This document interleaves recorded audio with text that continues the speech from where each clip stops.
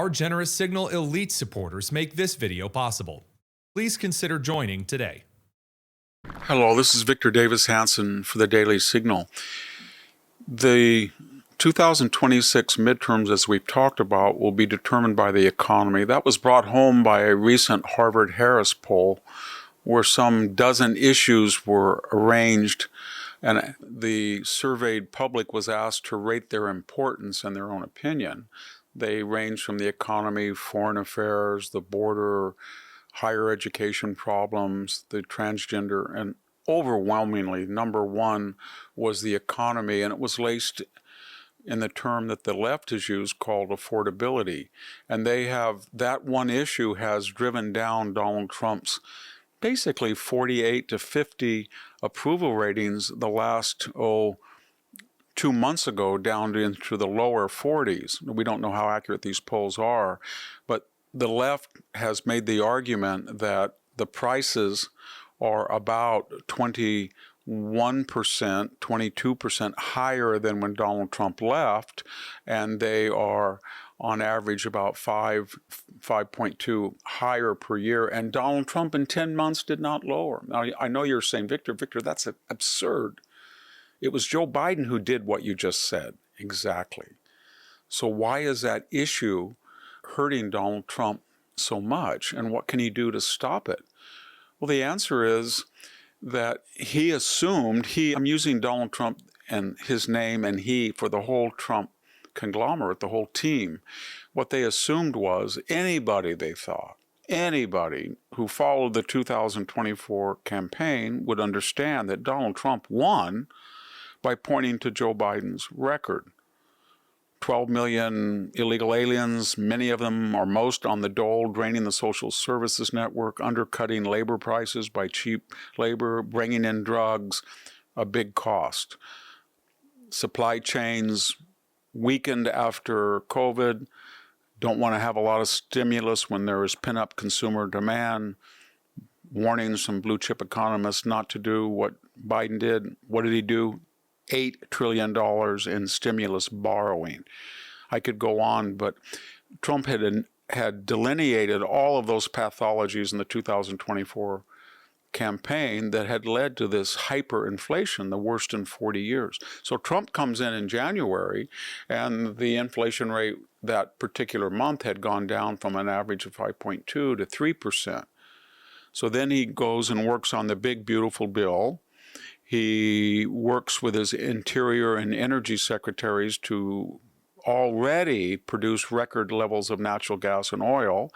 The big, beautiful bill, of course, had deregulation, the continuation and expansion of tax cuts, and then the symmetrical trade he was talking about, and then the record 10 trillion to 20 trillion, probably 10 trillion in foreign investment. So that was all laid out why the Democrats were talking about affordability.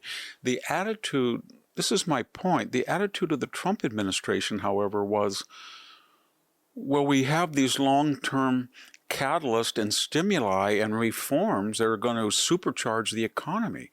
Anytime you have more deregulation, more tax cuts, more energy development, more foreign investment, more fair trade, it's going to boom next year. We're going to have the World Cup games, soccer, right in the United States. We're going to have the 250th anniversary of the birth of the country. This is going to take off like a rocket. That was the assumption. I think it's accurate. And then the other half of their assumption was no, and Donald Trump kept saying it's a con job. Nobody's going to believe affordability from the people who destroyed it.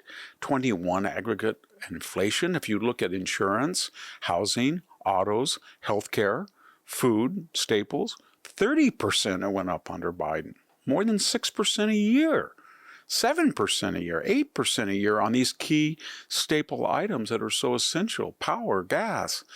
So I think what I'm getting at is they were kind of asleep at the wheel. They said no one was going to believe that propaganda. They all know that Biden ruined the economy and left us with a mess, and that's why I won the election.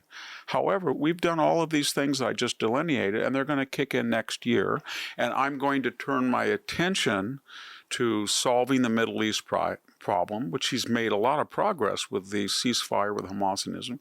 We're going to solve the Iranian nuclear proliferation problem, which he more or less has done. I'm going to spend a lot of time on 7 or 8 ceasefires, which he's done. And now I'm turning my attention to the Ukraine war.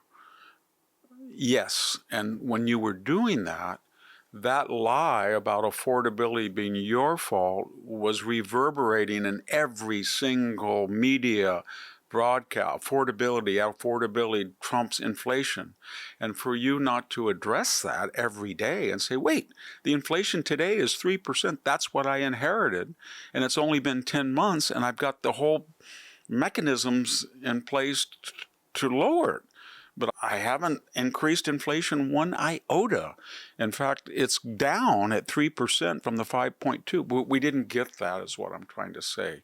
So Donald Trump is saving the world, and quite successfully, with a wonderful foreign policy that is bringing real results both abroad and on the southern border, and that will have economic implications, as will his foreign policy. And meanwhile, the left is saying, he cares more about Ukraine, he cares more about the Israelis, he cares more about the Azerbaijanis and Armenians, but us, we care about our affordability. And no one is saying you should care about affordability. You made America unaffordable every year you were in power, and we're undoing your mess. But we haven't had that message, and I hope we will very soon. Thank you very much. This is Victor Davis Hanson for the Daily Signal. Thank you for tuning in to the Daily Signal. Please like, share, and subscribe to be notified for more content like this. You can also check out my own website at victorhanson.com and subscribe for exclusive features in addition.